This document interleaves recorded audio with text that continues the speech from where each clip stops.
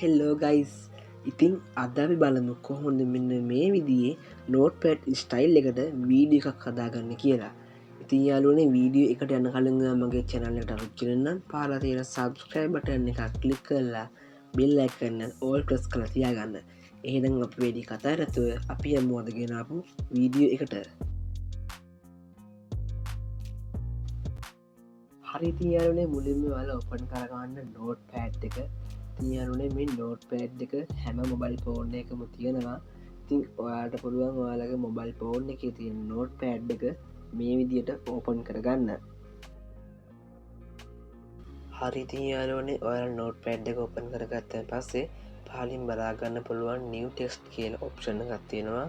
ඉතින් මේක ක්ලික් කළ පුළුවන්ගාට අලුත් පේජයක් ඕපන් කරගන්න. ඉතින් යාලෝනේ ඔයාල පේජක් ඕපන් කරගත්තයන් පස්සේ පේජ්ජක උඩින් බලාගන්න පුළුවන් ඉන්පුට් ටයිටල් කියලා ඔප්ෂණ ගත්තියෙනවා. ඉතින් මෙතන පුළුවන් ඔයාගේ පේජ්ජකින් නම ලබා දෙන්න.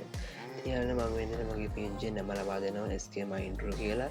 ඉතින් ඔයාට පුළුවන්වාගේ පේජ්ජකින් නම මෙතැන්ට ලබා දෙන්න. ආරීතින් යාලෝනේ අපි දැන් බලමු කොහොමද මේ පේජ්ජිකට බැක්ග්‍රවුන්ඩයක් ඇඩ් කරන්න කියලා.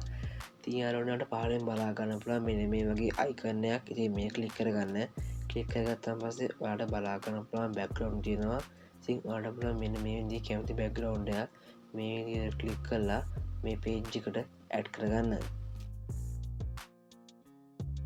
හරිති යාලෝනේ දැන්වාල මේ හදාගත්ත පේච්චගේ මෙන්න මේ විදියට ස්ක්‍රීන් ෂොට්ටයක් ගාගන්න. හරිතියාලුවන දැන්වල වීඩියෝ එඩිට් කරන අපයක් ඕපන් කරගන්න.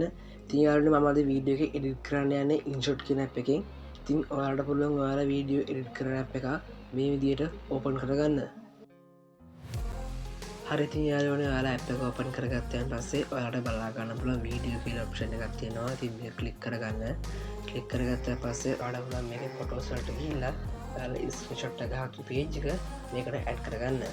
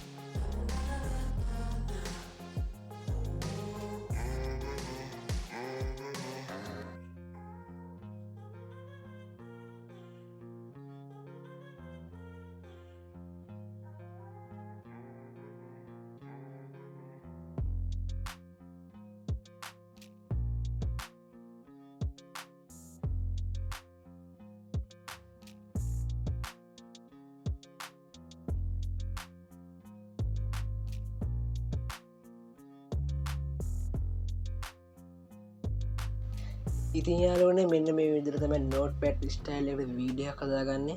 යාළුවනේ මේ වගේ වීඩියෝ හදලා පුළුවන් ඔයාලට Facebook TikTok අප්ලෝඩ් කරලා ඒ වීඩියෝ වෛරල් ගන්න.